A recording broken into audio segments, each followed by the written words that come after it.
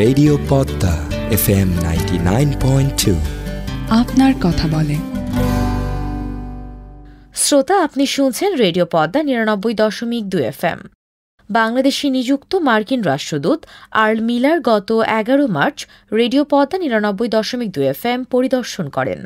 এ সময় তিনি প্রতিষ্ঠানের বিভিন্ন শাখা ঘুরে দেখেন এবং উদ্যমী যুবক যুবতীরা প্রতিষ্ঠানের বিভিন্ন সামাজিক ইস্যুতে কাজ করে যাচ্ছেন জেনে তিনি সন্তুষ্টি প্রকাশ করেন। শ্রোতা, এখন শুনবেন রেডিও পদ্মাকে দেয়া মার্কিন রাষ্ট্রদূত আর্ল মিলারের বিশেষ সাক্ষাৎকার। Good afternoon, dear listeners. Today on this special interview, we have a very special guest with us, the U.S. Ambassador to the People's Republic of Bangladesh, His Excellency Mr. Earl R. Miller. We will be talking with him about Rajshahi, Bangladesh, and the relations between the U.S. and Bangladesh, and much more. Hello, sir.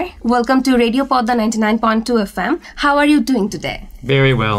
Assalamu alaikum to all our listeners. Good afternoon.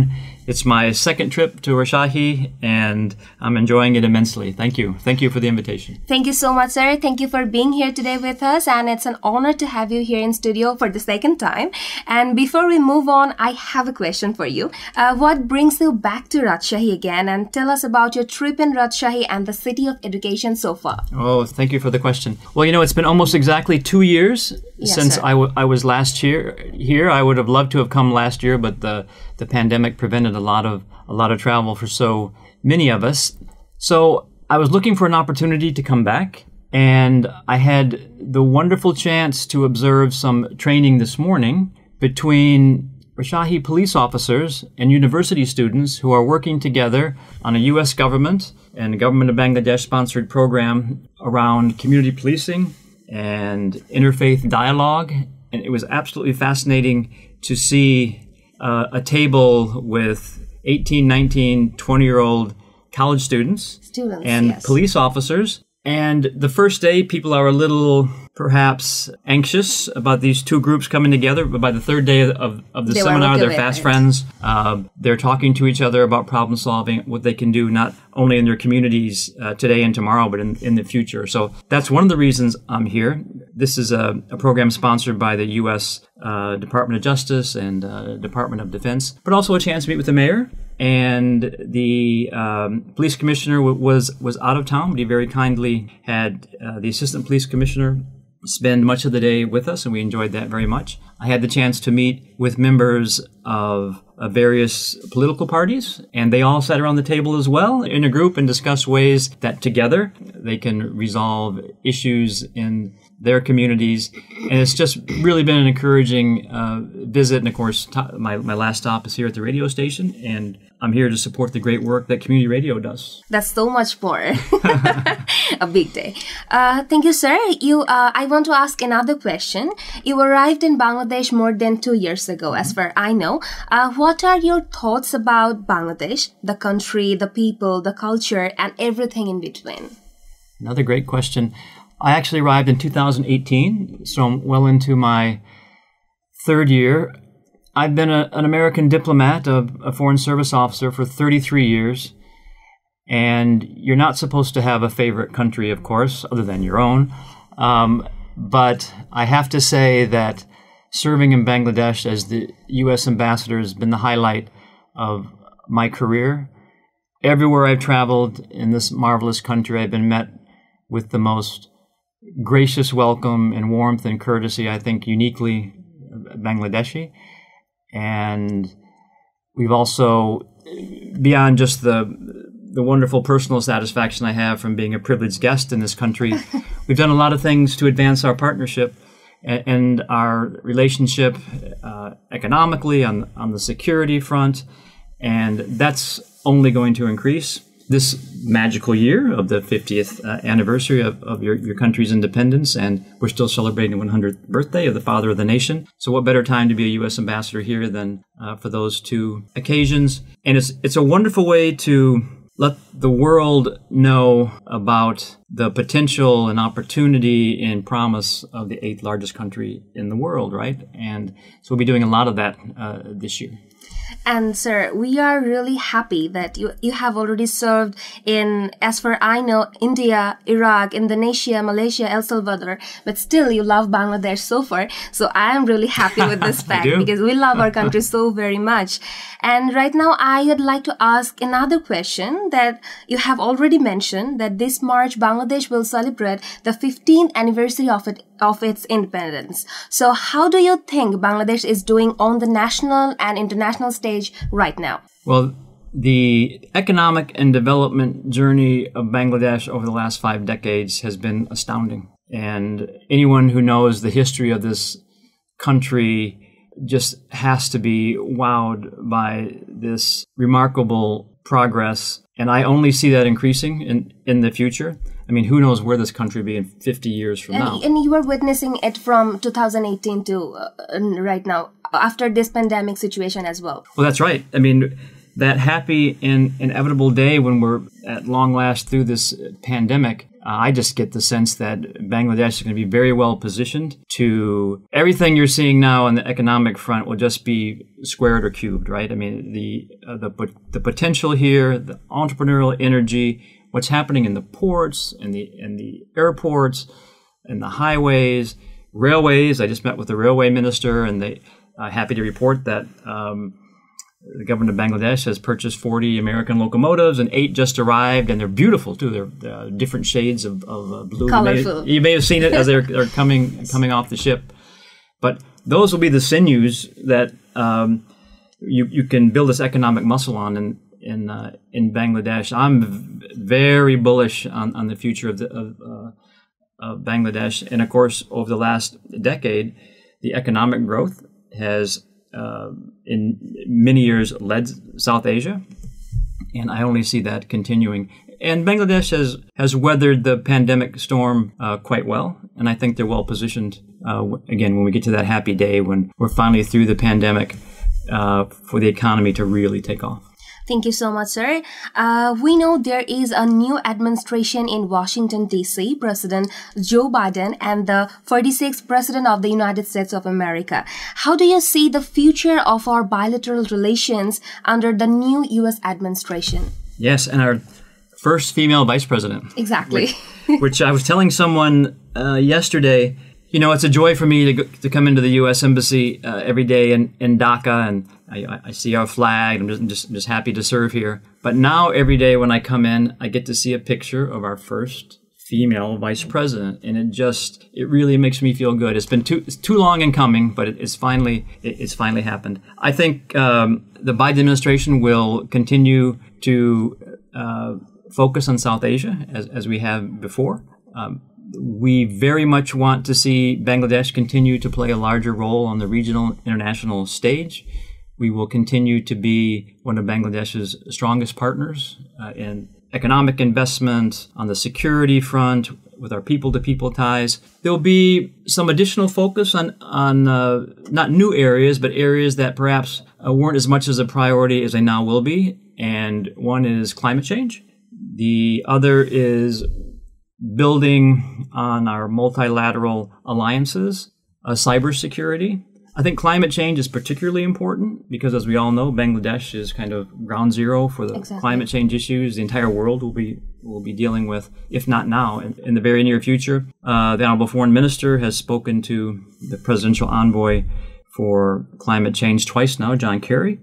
And so we've already begun this dialogue about how we can assist each other with this global menace that affects us all. That's wonderful, and I guess Bangladesh needs it so much because in future we will be needing it so badly. Mm-hmm. Okay, sir, right now I would like to ask you another question about our community radio basis. In your opinion, how do English teaching programs through community radio helps people overall? Well, before we came in, we were talking about the audience for these types of programs coming from this radio station. It's a large audience. It's an urban audience and a rural audience. And the pandemic has shown how really important community radio is, because for many members of your audience, I'm told, their only real source of news, because they don't have access to the internet, they may not have access to newspapers, is through radio. And some of the programs that you put on over the last year, my guess is probably the savior of many, many lives, because you talked about, there was a program, I think it was called Dear Doctor or Hello Doctor. Hello Doctor. Where Yes. people who didn't have access to perhaps a hospital close to where they live could call up and ask questions. And one of the great things about community radio is you can dispel rumors, right? And I'm told that you're also doing this important service about the vaccine rollout, because there's a lot of rumors out there and misinformation, and people don't know, should they take it, should they not? And I think if you have doctors and health professionals and experts talking in a science-based, measured, truthful way to your audience, that's an incredible public service.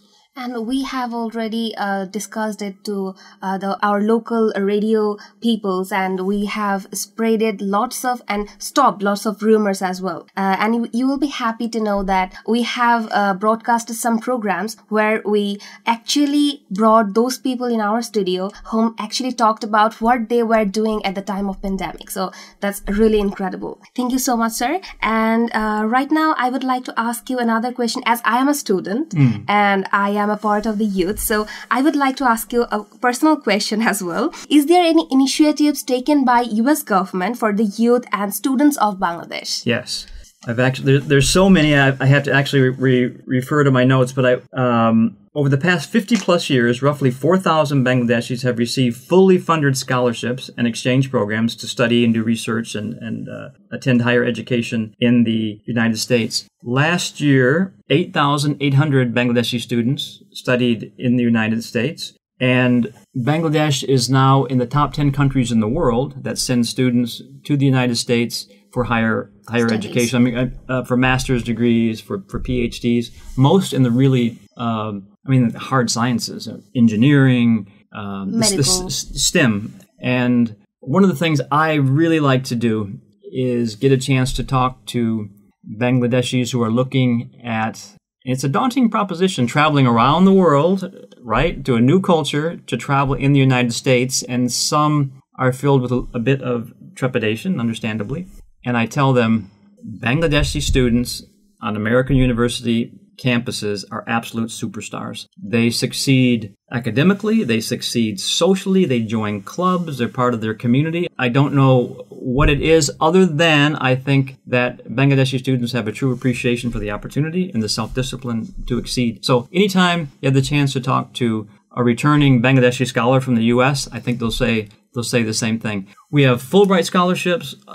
We have the Humphrey program. One of the things that we're working on very hard at the U.S. Embassy is to increase the number of Bangladeshi students that go to the U.S. And I'd like to see more U.S. students and teachers come to Bangladesh.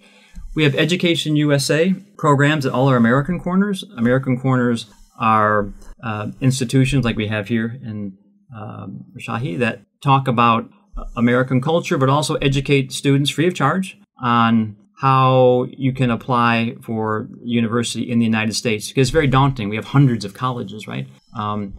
And we like to let people know that you don't necessarily have to go to Harvard or Yale or Princeton. There are so many other wonderful colleges in the U.S. that want Bangladeshi students. We want you to go to the United States. And we felt bad during the pandemic that we couldn't issue visas fast enough, and many students were inconvenienced. We're trying to catch up now to get folks back on U.S. college campuses when that's permissible. So, to all your listeners out there, if you're interested in studying in the United States, please go to your local American corner, get online to the U.S. Embassy website, Facebook site.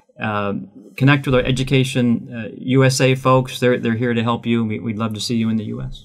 Well, that's really a privilege, sir, and I would really like to avail those opportunities as well. Great.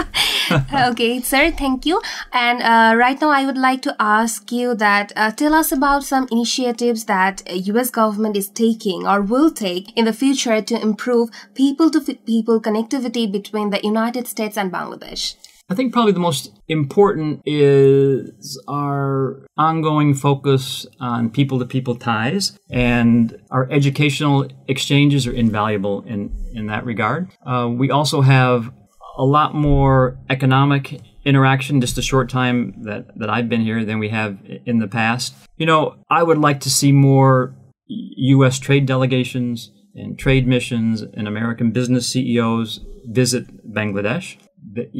If you're in South Asia, certainly if you're in New Delhi, you should take the short flight to the 8th largest country in the world with a consumer base of upwards of 170 million people. So we are starting to see a lot more of that in 2019, and then the pandemic hit, right? I was just talking to the Honorable Mayor today about that issue and how when we start to see more potential American investors coming to Bangladesh, I'm going to really push them to not just spend a day or so in Dhaka, where they'll be warmly received and opportunities where they can invest in the capital city, but come out to a city like this one, where they'll see the red carpet will be rolled out and not the red tape, right? We want American investment in a city like Rajshahi. And so we're looking forward to seeing that happen. So that's one of the ways we can enhance the ties between our two nations. There's innumerable ways that the United States and Bangladesh strengthen our partnership. This year in particular, one of the things that we'll be doing in the U.S. is highlighting your 50th birthday. And the Bangladeshi embassy in Washington has some wonderful programs. Every living former U.S. ambassador to Bangladesh is going to be engaged somehow in these programs. We're sometime during this celebratory year, we'd love to see an American VIP visitor come out. I have my own personal wish list of who I'd like to see come out. So let's hope that happens. But it's just a really exciting time for our relationship. And people are learning more about Bangladesh every day. Bangladesh has a higher profile than it has had in a long time, which is really good and really encouraging to see. So let's take advantage of it this year. Thank you so much, sir. And thank you so much for giving us this valuable time from your big schedule and busy schedule as well. It's an honor to have you here in our studio. And thank you everyone for listening in today. We had His Excellency, the U.S. Ambassador to the People's Republic of Bangladesh, Mr. Earl R. Miller, with us today. And we got to listen to his thoughts, vision of the future between the two countries and his experience in Bangladesh. Thank you so much.